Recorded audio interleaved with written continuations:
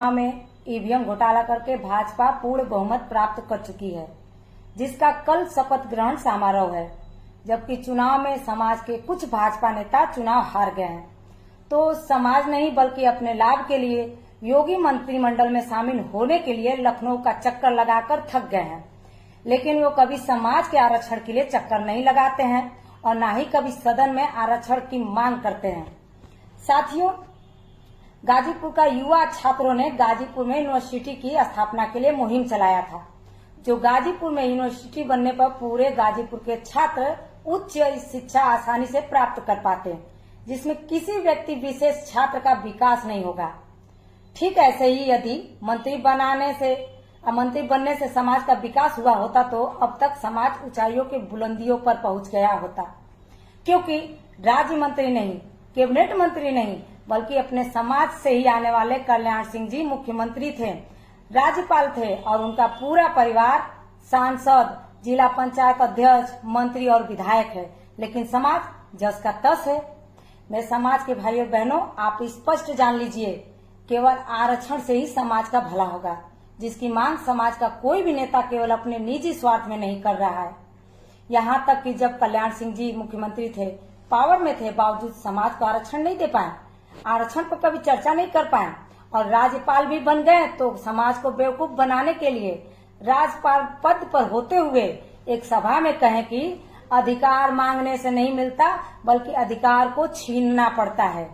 अब बताइए, जब कल्याण सिंह जी मुख्यमंत्री थे, समाज को आरक्षण रूपी अधिकार क्यों नहीं दिए? ठीक इसी तरह डॉक्टर संजय निषाद जी जब भाजपा के साथ नहीं थे तो आरक्षण चिल्लाते थे, फूलन देवी जी की हत्या की सीबीआई जांच की मांग करते थे, समाज के उत्थान के लिए 10 सूत्री मांग के लिए धरना प्रदर्शन किया करते थे। लेकिन जब से आरएसएस की गोद में जाकर बैठ गए हैं, तब से सारा टिकटों को करोड़ों रुपए में बेच दिए और उप मुख्यमंत्री बनने के लिए आरएसएस मुख्यालय का चक्कर लगाए, तब जाकर उप मुख्यमंत्री नहीं बल्कि बड़ी मुश्किल से कैबिनेट में जगह मिली।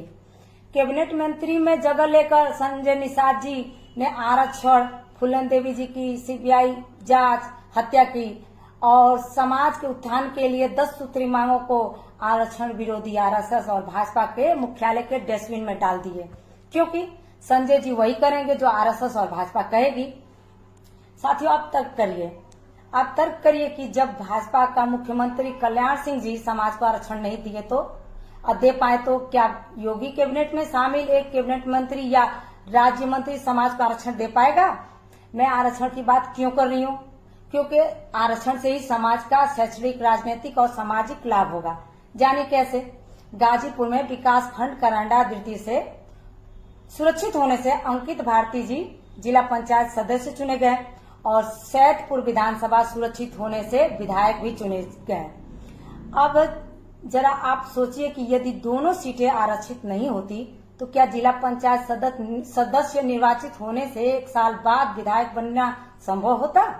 साथियों, इसी प्रकार मैं बिंदु वाला बिंद एक सीट का और उदाहरण दूंगी।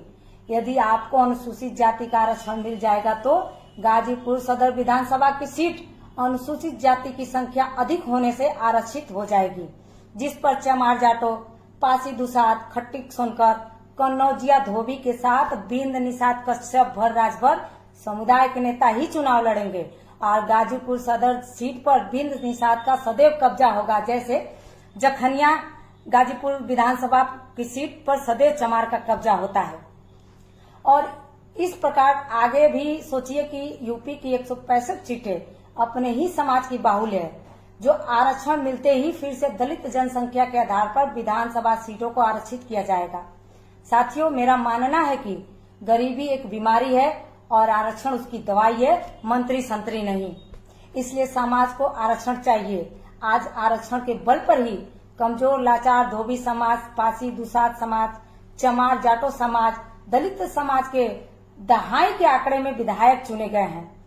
साथियों, अंकित भारती जी विधायक बन गए हैं, इसलिए करंडा द्वितीय से जिला पंचायत सदस्य पद से इस्तीफा देंगे। यदि अपने समाज को आरक्षण मिल गया होता तो करंडा द्वितीय से बिंद निषाद का बेटा बेटी आरक्षण की वजह से जिला पंचायत सदस्य चुने जाते। लेकिन अफसोस कि आरक्षण की बात करने के बजाय समाज के नेतागण खुद मंत्री बनने की बात कर रहे हैं। इसलिए आप खुद ही सोचिए कि क्या समाज के किसी नेता को मंत्री बना देने से आपके समाज का भला होगा, या फिर उस मंत्री के घर परिवार के लोगों का भला होगा, या फिर आरक्षण मिलने से समाज का भला होगा, या आपको तय करके समाज हित में आवाज उठाना है। धन्यवाद साथियों।